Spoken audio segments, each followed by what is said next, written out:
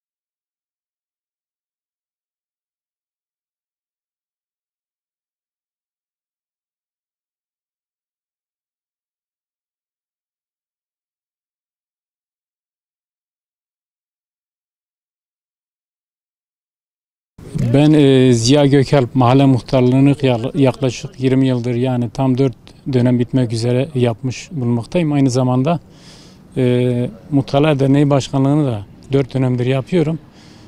Dolayısıyla halkın teveccühünden dolayı ve muhtarlarımızın teveccühünden dolayı kendilerine teşekkürlerimi ifade etmek isterim. Şu anda Kardelen mahallemiz yeni mahalle olduğundan ötürü yaklaşık 45 bloktan oluşuyor ve 57 muhtar adayımız vardır. Dolayısıyla yeni mahalle oluşu zaten aday enflasyonuna sebebiyet veriyor. Bu minvalde diğer mahallelerimizde işte 47-46 mahalleden mahalle muhtarlığından bahsediyor. Bu 46-47 mahalle muhtarlarımız da ortalama 8-10 tane civarında muhtar adayı söz konusu iken Kardelen mahallemizde 57 muhtar adayından bahsediliyor. Dolayısıyla bir aday enflasyonu yaşanıyor burada. Bunu ayrıca şunu söylemek isterim. Bunun sebebini hem yeni mahalle oluşuna hem de işsizliğin boy gösterdiği bir ilimizdeyiz. Buna bağlıyorum. Bunun yanı sıra önceki aşamaya göre muhtarların gelindiği bu noktada özlük hakları önceye göre daha iyileşme sağlanmış durumdadır. Bunun gerek silah açısından olsun, silahları bize bir dönem yaptıktan sonra uzun bir süre silahı ömür boyunca taşıyabiliyorsunuz, vergiden muafsınız. Bunlar da muhtar için bir avantajdır. Dolayısıyla bundan sonraki süreçte inşallah kazananlara başarılar dileyeceğiz. Teşekkürlerimizi ileteceğiz. Şimdi özellikle Batı illerinde bir takım belediyeler belki muhtarların sayısından, belki değil, muhtarların sayısından daha az bir seçmenle seçimi alabiliyorlar. Mesela kimi illerimizde 30, 40, 50 bin tane seçmen bulunabiliyorken bazı belediyelerde ise bu sayı belki 3-5 bindir. Özellikle belde veya küçük ilçelerimizde muhtarlık kadar seçmen sayısı olmayan belediyelerimiz var. Dolayısıyla bu anlamda da muhtarlık önem kazanıyor. Bir şey daha ekleyeceğim bu konuda.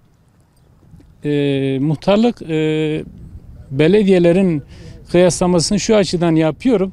Şimdi belediyeler daha çok siyasi parti nezdinde veya da milletvekilleri siyasi partilerle kazanan kişilerdir. Oysa muhtarlık kendi şahsi becerileriyle veyahut da halkın teveccühüyle muhtarlığı kazanıyorsunuz.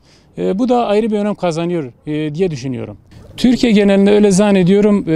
Yani kendimizce yaptığımız araştırmaya göre bu sayıda bir mahallenin aday olduğunu düşünmüyorum. Sorduk, araştırdık ama aldığımız bilgiye göre, yaptığımız araştırmaya göre Kardelen Mahallesi'nde olan aday sayısı hiçbir yerde yok gibi geliyor. Özellikle bölgemizde yaptığımız bir çalışmada bunu gözlemledik. 2 yıldan beri Emekli TOKİ, yeni ismiyle Kardelen Mahallesi'nde oturmaktayım. Şu an adaylardan biriyim. İlk adaylardan biriyim. Yani arkadaşlarımızla iyi bir şekilde ilişkiler sürdürülmekte. Huzur içinde, güvenli bir şekilde seçimin başlamasını, bitmesi, bu süreci öyle o şekilde sürdürüyoruz. Hayırlısı olsun diyoruz. Mahallemiz yeni bir mahalle. Sorunları ve ihtiyaçları var. Sorunları ve ihtiyaçları bilen biriyim. Tabii ki muhakkak bütün arkadaşlar da kendilerine göre bir bilgi sahibi. Hayırlısı olsun. Aday sayısının çok fazla olduğu söyleniyor. Doğrudur. Burası yeni bir mahalle olduğu için. Artı bunun bazı herkesin kendine göre tabii bir hesabı var. Bir hesap içinde yani.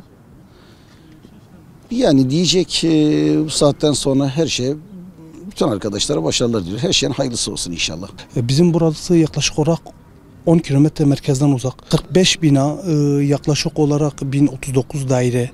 Burada muhtar adaylarının olması bizim için şahsen kendi adımla ilgili cesaretlerine hayranım. Yani burada demek ki bir şeyin üstesinden gelebiliriz anlamında 57 adayın olması iyi bir şey. Bana göre iyi bir şey. Yani herkesin kendi güveni, özgüveni olması, yani bir çalışmaların yapması ile ilgili iyi bir şey diliyorum.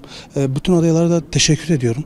Yani burada adayların olması bizim mahallemiz adına iyi bir şey. Yani bu sorunların dile getirilmesiyle ilgili, yani buradaki birbirleriyle olan bağların olmasıyla ilgili güzel bir şey. Buradaki şu anda muhtarlarla ilgili buradaki ilişkilerimiz çok güzel. Yani buradaki şu anda burada 57 muhtar adayını hepsini de beraber tanıyor. Hepsiyle beraber oturup kalkıyoruz. Hiçbirimize yani böyle saygısızlık veya şey anlamında herhangi bir şey yok. Biz saygı çerçevesinde hepimiz demokratik bir burada seçim üretiyoruz. Biz herkes kendine güveni olarak burada bir şey yapmak için şu anda yarışıyoruz. Emekli TOKİ'de muhtar adayım. Bütün muhtar aday arkadaşlarına başarılar dilerim şimdiden. Mahallemiz yeni olduğu için burada muhtar adayları belki tohumuyla yola çıkıp huzurlu bir seçim geçmesini istiyoruz. Bütün arkadaşlardan. Dileğimiz o. Hepimizin huzurlu bir seçim, demokratik bir seçim geçmesini istiyoruz. Hepimiz de hangisi hayırlısı Allah-u Teala onu yapsın. Muhtarlar arasında hiçbir sıkıntımız yok. Hepimiz kardeş gibiyiz. Hepimiz birbirimizi tanıyoruz. Hepimize birbirimize saygı, sevgimiz sonsuzdur. Bu Kardelen Mahallesi'nin sorunlarını yakından biliyorum. Gerek altyapı çalışmaları olsun, gerek çevre düzenlemesi olsun. Eksiklerini bildiğimiz için de elimizden gelen gayreti göstereceğimize inanıyorum ben. Bundan dolayı da ben aday oldum. İnşallah bu sorunları çözüme ulaştırmaya çalışacağız. Yani burası yeni bir yerleşim alanı. Demek ki burası için bir şeyler yapmak istedikleri için aday olmuşlar diye düşünüyorum. Yani sırf burası için bir şeyler yapabilmek için aday olmak lazım. Yani sırf bazı şeyler için değil. Yani sırf işte ben bir maaş alayım ya da şey için değil, menfaat için değil, hizmet için aday olmak lazım. Çok herhangi bir husumet yok. Şu an bütün muhtar adaylarında hiçbir şeyimiz yok. İyi olan kazansın diyorum. Yani burası için bir şeyler yapabilecek iyi bir, yani sırf buranın iyiliği için bir şeyler yapacak birisinin kazanmasını istiyorum yani. Yani gerçekten ilk muhtarlık adayı olan, yeni 30 aydır kurulan bu mahallede ilk muhtarlık adayı olduğu için buradaki insanlar epeyce muhtarlığa yoğun bir ilgi oldu. Yaklaşık 57 muhtar adayı, hepsinin de güzel düşünceleri var. Hepsi de mahallenin güzelleşmesi, mahallenin güvenliği için çok güzel düşüncelere sahip insanlarla doldu.